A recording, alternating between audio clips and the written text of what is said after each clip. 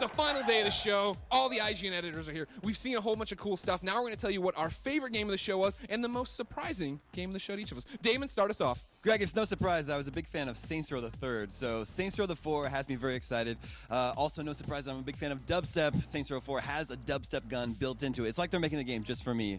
The only thing that makes me nervous is that this game has a release date, August 20th, I believe. Yeah. That's like 6 months away, and none of us have played it yet. They won't let us play it, so that's a little odd, but what I saw of it looked like a hell of a lot of fun.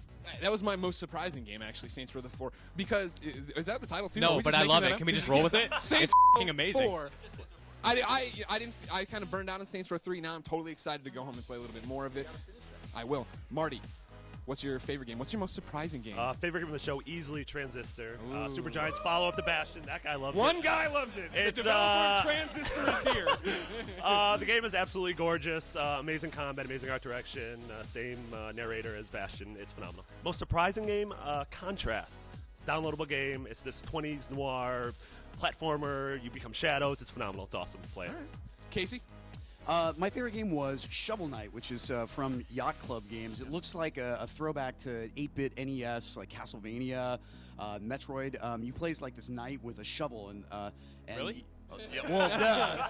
But it really upends sort of the old formula. It looks like an old game, but it has all these sort of new school tricks. So that looks really cool. Plus, the developer went to high school in my local area where I grew up. So that just sort of sealed the deal. I didn't know that until actually he came to our party last night with Double Fine, which was awesome. And now High it's your school favorite money game. hack. I'm just saying. So. And then the game that was most surprising to me was Drunken Robot Pornography, which, you know, if the name doesn't do it, the gameplay does. It's like a 3D bullet hell game, and it's fully moddable, and like via early access through Steam, like people can like make their own levels, and I guess you create your own like Titan robots. So the combat looks really crazy, and I've sort of never seen that presented that way. It kind of has like a very clean Mirror's Edge aesthetic. So very, very cool. Mitch. Yes, sir. We come to you. Okay. Lay it on me. My favorite game of the show was Cappy's Super Time Force. Super Time Force is awesome. It's like a 2D Contra game, but with like time travel, and you double up, triple up, you have thousands of dudes on screen all working together based on how you time travel. It's crazy and impossible to understand, and it's the best thing. It's amazing. I love it. Most surprising thing, Damon, I know you and I are big fans of Magic. Hearthstone, Heroes of Warcraft, came out of nowhere. Blizzard has this very tiny team working on this card game. It's surprisingly cool. Yeah, I think some people might have been disappointed because Blizzard, when they say they're going to announce a new game, they probably expect something, really. It wasn't All-Stars, so we were like, oh. But yeah, like a free-to-play card battle game, Magic style. I'm all about that. I'm totally on board. Hell yeah, man.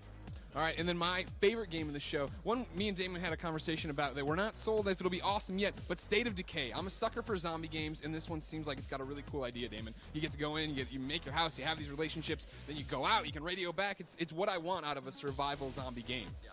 It just looks a little rough around the edges, but it's coming out really soon, so they don't have a lot of time for polish.